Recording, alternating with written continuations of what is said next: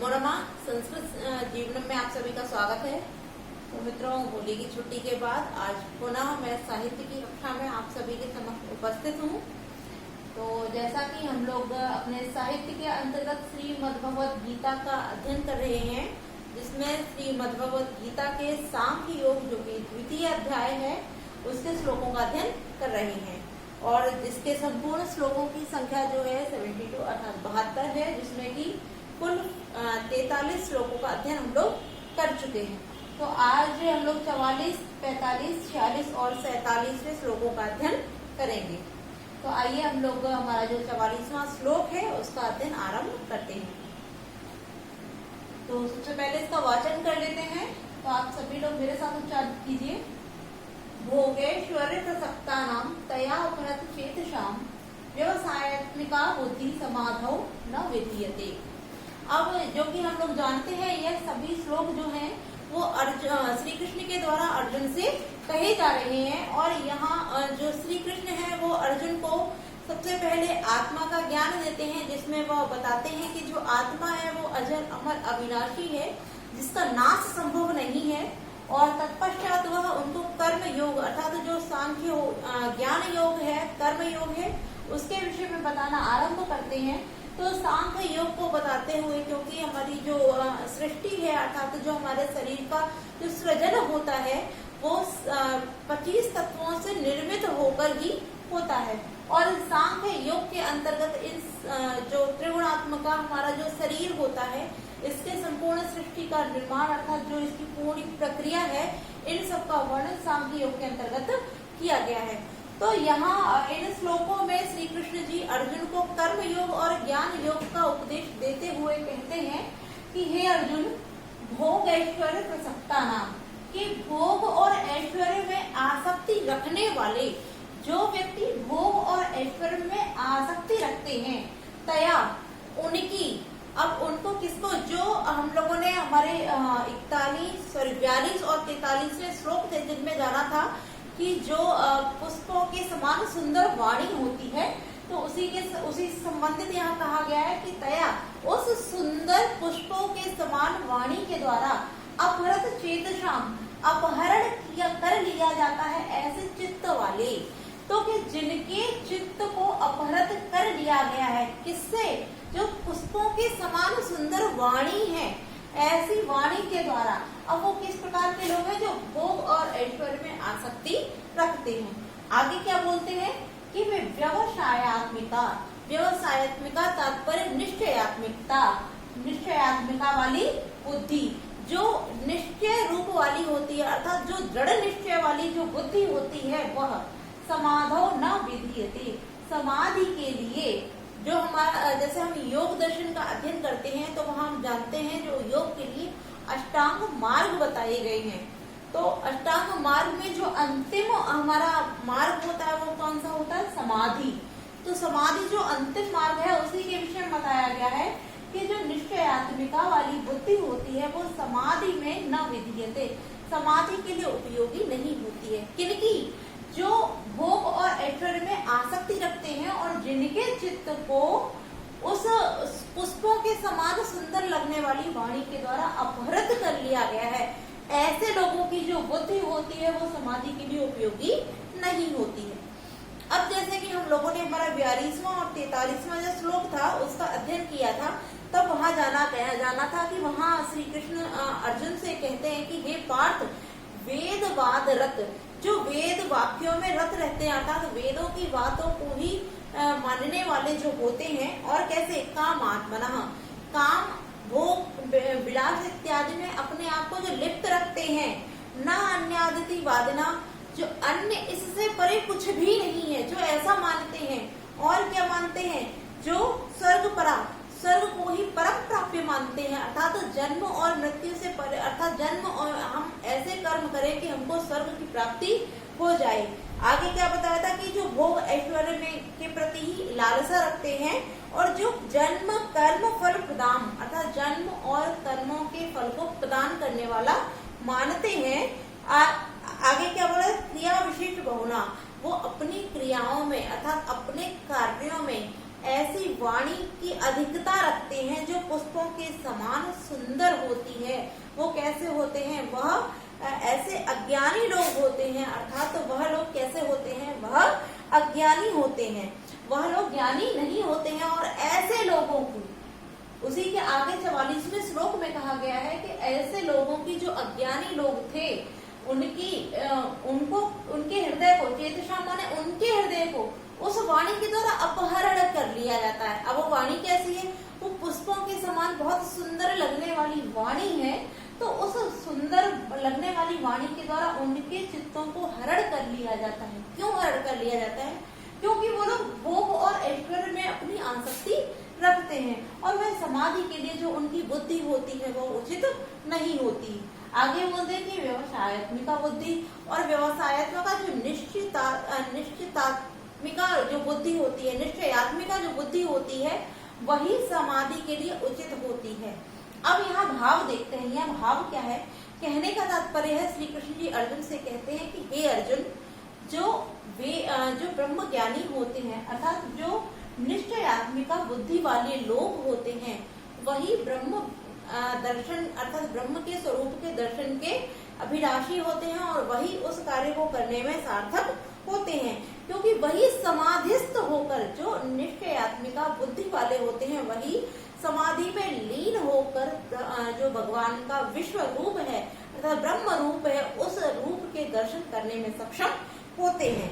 अब जो लोग केवल वेदों की बातों को मानते हैं, स्वर्ग को ही परम प्राप्य मानते हैं, और जो ऐसा मानते हैं कि हम जो जन्म और कर्मों के फल को प्राप्त कर लेंगे, और यदि हम होम इत्यादि करेंगे, यज्ञ इत्यादि करेंगे, तो उससे हम लोगों को स्वर्ग की प्राप्ति हो जाएगी। तो जो लोग इतने ही वाक्य अर्थात इन्हीं चीजों को मानते हुए इन्हीं में रत रहते हैं, उन लोगों को क्या होता है? कभी भी समाधि में उनकी जो बुद्धि होती है वो समाधि में लीन नहीं हो पाती है।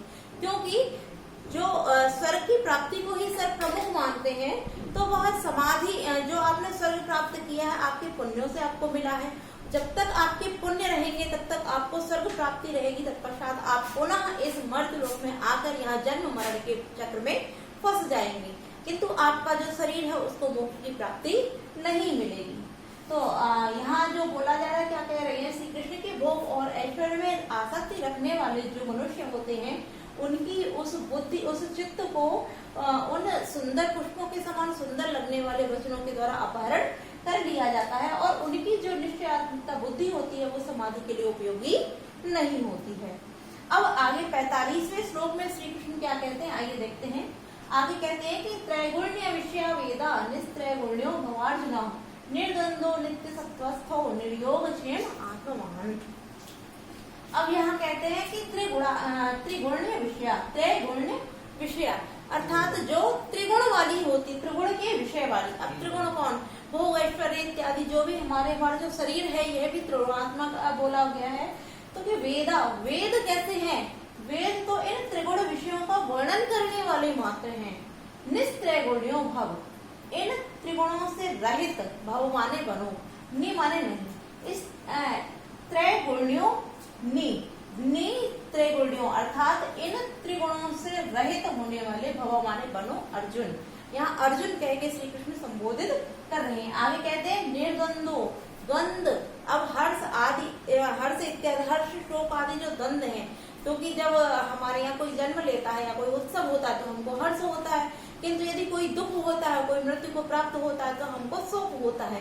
तब यहाँ कहा जाए कि निर्द्वंद, हर्ष और शोक दोनों के ही द्वंद से रहित हो जाओ। नित्य सत्व स्थो, सत्य के, नित्य माने जो हमेशा से, जो सर्वदा सत्य है, इसके स्थित होने वाले, जिसमें अर्थात सत्य कौन है? जो परमात्मा है वही सत्य है। तो नित्य परमात्मा के स्वरूप जो उसमें स्थित है, कौन? परमात्मा रूपी नित्य वस्तु में स्थित जो है, निर्योग क्षेम, और कैसा? योग क्षेम से रहित। निर्योग क्षेम, नि माने नहीं या रहित, योग क्षेम से रहित होते हुए आत्मवान, स्वाधीन अंतःकरण वाले, अर्थात जो तुम्हारा मन है वह कैसा? स्वाधीन, किसी का भी ऊपर दबाव, जो स्वाधीन कौन होता है? जो दूसरों के अधीन ना हो, तो स्वाधीन अंतःकरण वाले। अब यहाँ से ले लिया भव माने हो जाओ, हे अर्जुन तुम कैसे हो जाओ, इस स्वाधीन अंतःकरण वाले हो जाओ। अब यहाँ जो श्री कृष्ण जी कहते हैं वो उनके कहने का भाव है कि हे अर्जुन, यह जो वेद हैं, इन वेदों में त्रैगुण्य विषय, यह वेद जो है वो तीन गुणों के, तीन त्रैगुण्य विषय का ही वर्णन करने वाली हैं। तो इन तीनों गुणों से रहित, अर्थात इन तीनों गुणों से रहित हो जाओ, अर्थात क्या हो जाओ, इन तीनों गुणों से परे हो जाओ, इनसे रहित हो जाओ, और हर्ष शोक आदि से, इनके द्वंद्वों से भी रहित हो जाओ। और जो नित्य सत्य में स्थित है, अर्थात जो नित्य रूप से स्थित है, नित्य रूप से कौन, जो परमात्मा नित्य रूप से स्थित है, क्योंकि परमात्मा ही सत्य है, बाकी सब कुछ जो हमको दिखाई देता है यह सब कुछ अनित्य है, क्योंकि इसका कोई अस्तित्व ही नहीं है। तो परमात्मा रूप, जो परमात्मा के रूप में स्थित है, ऐसे परमात्मा रूप नित्य वस्तु में स्थित योगक्षेम से रहित होकर कैसे स्वाधीन अंतःकरण वाले हो जाओ। अब यहाँ श्री कृष्ण जी अर्जुन से कहते हैं कि हे अर्जुन, यदि तुम इन वेदों की बात करते हो तो यह जो वेद हैं, इन तीनों गुणों को, अर्थात काम, भोग और ऐश्वर्य के विषय में ही यह वेद बताते हैं। स्वर्ग की प्राप्ति का मार्ग भी दिखाते हैं, किंतु स्वर्ग की प्राप्ति के बाद स्वर्ग में आप कब तक, जब तक जितने आपके पुण्य हैं, आपने जितने अभी तक पुण्य संचित किए हैं, उन पुण्यों के रहते हुए ही आप स्वर्ग में रह सकते हैं। जैसे जैसे आपके पुण्यों का क्षय होता जाएगा, उसी प्रकार से आप स्वर्ग से हटकर पुनः इस मृत्यु लोक में जन्म लेकर आ जाएंगे और जन्म और मृत्यु के भंवर में ही पड़े रहेंगे। किंतु आपको मोक्ष रूपी जो, अर्थात ईश्वर का दर्शन हो करके मोक्ष प्राप्त नहीं होगा। तो मोक्ष प्राप्त कैसे होगा, जब तुम इन तीनों गुणों से परे हो जाओगे। और कैसे हो जाओगे कि हर्ष और शोक के द्वंद्व से भी रहित हो जाओगे और इस परमात्मा रूपी नित्य वस्तु में स्थित होकर इस योगक्षेम से भी रहित हो जाओगे। ऐसे तुम अपने स्वाधीन अंतःकरण वाले हो जाओ, अर्थात तुम उस कार्य को करो, तुम इस प्रकार से अपने हृदय को, अपने अंतःकरण को बनाओ कि तुम सिर्फ ईश्वर में ही लीन रहो, अन्य सभी चीजों का तुम त्याग कर दो, कि तुम इन सभी तीनों विकारों से मुक्त हो जाओ। और जब तुम इस प्रकार के अंतःकरण वाले हो जाओगे, तभी तुमको क्या होगा, तभी तुम उस परम प्राप्त भगवान परमात्मा का दर्शन करने में सफल हो सकोगे। ठीक है, आगे क्या कहते हैं, आगे 46वें श्लोक में श्री कृष्ण जी कहते हैं कि यावान अर्थ उदपाने सर्वतः संप्लुतोदके तावान सर्वेषु वेदेषु ब्राह्मणस्य विजानतः। अब कहते हैं कि यावान अर्थ, यावान अर्थ, यावान माने जितना, अर्थ माने प्रयोजन है, उदपाने, उदपाने माने जलाशय से, जितना प्रयोजन होता है जलाशय से, कितने, कैसे जलाशय, छोटे से जलाशय से, सर्वथा चारों ओर, संप्लुतोदके, कि संप्लुतोदके अर्थात परिपूर्ण भरे हुए जल वाले जलाशय से। अब कहते तावान उतना ही सर्वेषु वेदेषु, सभी वेदों में, ब्राह्मण से विजानता, जो विज्ञानी, जो ज्ञानी ब्राह्मण होता है उसका भी उतना ही प्रयोजन होता है। अब इसके अर्थ को समझते हैं। यहाँ श्री कृष्ण जो एक बड़े तालाब का उदाहरण देते हुए अर्जुन को समझाते हैं, तो सबसे पहले इसके अर्थ को हम क्लियर कर लेते हैं। यहाँ कहते हैं कि चारों ओर से भरे हुए जल वाले जलाशय के द्वारा, यानी कि किसी व्यक्ति को चारों ओर से भरा हुआ, यानी बहुत अधिक जल जिसमें भरा हुआ ऐसा जलाशय प्राप्त है, उसके लिए छोटे से जलाशय का जितना अर्थ या प्रयोजन होता है, उतना ही सभी वेदों का प्रयोजन होता है। किसके लिए, विज्ञानी, जो ज्ञानी ब्राह्मण है उसके लिए। कहने का तात्पर्य है, यहाँ श्री कृष्ण जी बताते हैं कि एक छोटा सा उदाहरण आपको देते हैं। अभी हमारी होली निकली है, इसी से संबंधित हम बात करते हैं। तो जैसे होली पे हम देखते हैं हमारे यहाँ अत्यधिक पकवान, बहुत अच्छी अच्छी चीजें हम प्रत्येक घरों में ही बनी हुई होती हैं। तो यदि अब इस समय पर हम कोई छोटी सी चीज या कोई छोटा मोटा खाने का सामान यदि मार्केट से लेकर आते हैं, तो उसका कोई खास प्रयोजन नहीं हो पाता है, क्योंकि अत्यधिक स्वादिष्ट पकवान हमारे घर में पहले से ही उपस्थित हैं। तो जिस प्रकार से हमें उस छोटे से अर्थात जो भी आप सामान लेकर आए हैं बाजार से खाने के लिए, उसका जब हमको कोई लालसा क्यों नहीं होती है, क्योंकि उससे भी अधिक स्वादिष्ट पकवान हमारे यहाँ होली पर उपस्थित है हमारे घर में। तो हमारे लिए उस छोटे से पकवान जो हम बाजार से लेकर आए हैं उसका कोई भी महत्व नहीं है। तो उसी प्रकार से यहाँ कहते हैं कि जो विजानता अर्थात जो विज्ञानी, जो ज्ञानवान ब्राह्मण, जो ज्ञानवान ब्राह्मण होता है, उसके लिए इन सभी वेदों का भी उतना ही प्रयोजन है जितना कि चारों ओर से भरे हुए जल का, यानी कोई बहुत बड़ा जलाशय है जिसमें बहुत अधिक पानी है, उसके सामने छोटे से जलाशय, जो छोटा सा तालाब होता है, उस छोटे से तालाब का जितना प्रयोजन होता है उतना ही उस ज्ञानी पुरुष के सामने इन वेदों का होता है। कहने का तात्पर्य है जो व्यक्ति जिसने समाधि को धारण किया और समाधि के धारण करने के बाद इस ईश्वर, इस परमात्मा, इस निराकार ब्रह्म और इसके जो स्वरूप, इसका वास्तविक जो स्वरूप है उसके यदि दर्शन कर लिए हैं, तो उस व्यक्ति के लिए इन वेदों, जो ब्रह्म वाक्य होता है अहम ब्रह्मास्मि अर्थात मैं ब्रह्म हूँ, जब तक हम इस परमात्मा के दर्शन नहीं करते हैं तब तक इन वेदों में जो वाक्य कहे गए हैं इनका बहुत महत्व होता है हमारे लिए। जैसे कि अगर कोई व्यक्ति कहता है कि हम ब्रह्मास्मि, मैं ब्रह्म हूँ अर्थात मैं ब्रह्म का स्वरूप हूँ, तब तक हम इस चीज को बहुत मानते हैं। कब तक? जब तक हम स्वयं उस ब्रह्म के दर्शन नहीं कर लेते हैं। तो जो ज्ञानी व्यक्ति है, ज्ञानी से तात्पर्य यह है कि जिसने साक्षात रूप में ईश्वर के दर्शन कर लिए हैं, उस व्यक्ति के लिए इन वेदों का कोई भी महत्व नहीं रह जाता है, क्योंकि उसने समाधि को धारण किया और समाधि को धारण कर योग किया। योग के पश्चात उसने परमात्मा के साक्षात दर्शन किए हैं, तब वह इन वेदों के, इन वेद वाक्यों का कोई उसके लिए प्रयोजन नहीं रह जाता है। उसके लिए केवल इतना ही प्रयोजन रह जाता है जितना कि आपके समक्ष एक बहुत बड़े जलाशय के सामने एक छोटे से जलाशय का जितना प्रयोजन होता है उतना ही प्रयोजन उस विद्वान ब्राह्मण के सामने इन वेदों का रह जाता है। ठीक है, तो हम लोगों ने इस श्लोक का अर्थ भी जान लिया है। आगे हम देखते हैं कि आगे श्री कृष्ण अर्जुन से क्या कहते हैं। तो यहाँ कहते हैं कि कर्मण्येवाधिकारस्ते मां फलेषु कदाचन मां कर्म फल हेतुर्भूत माते संगोत कर्मणि। तो यहाँ कहते हैं कि कर्मण्येवाधिकारस्ते, ते माने तुम्हारा, कर्मणि कर्म में, एव ही अधिकार, कर्म में ही अधिकार है, ते माने तुम्हारा, कि तुम्हारा केवल कर्मों में ही अधिकार है।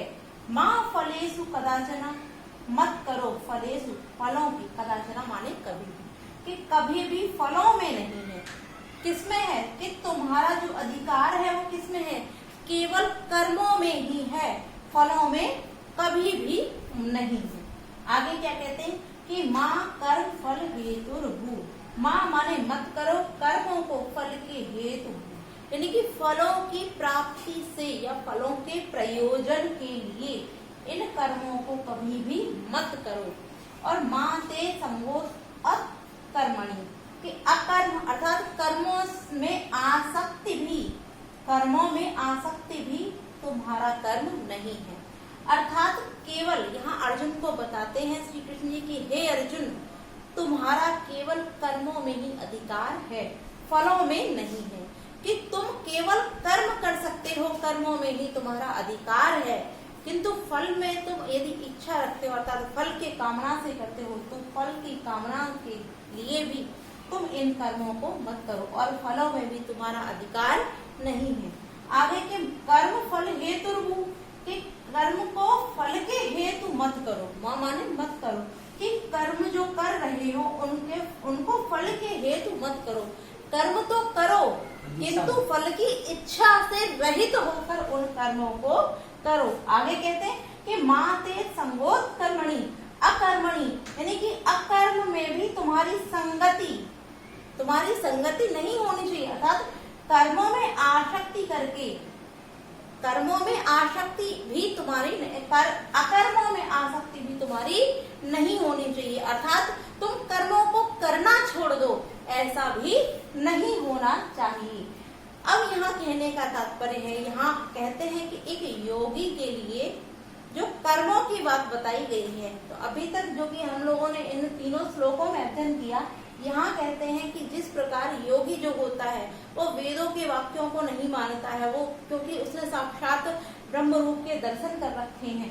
तो यहाँ कर्मों से तात्पर्य क्या है कि यहाँ कर्म करने के लिए श्री कृष्ण क्यों कहते हैं, क्योंकि योगी जो होता है वो जन्म कर्म के बंधनों से मुक्त होता है, वह तो मोक्ष की प्राप्ति करता है। तब यहाँ कर्मों की क्या कामना है।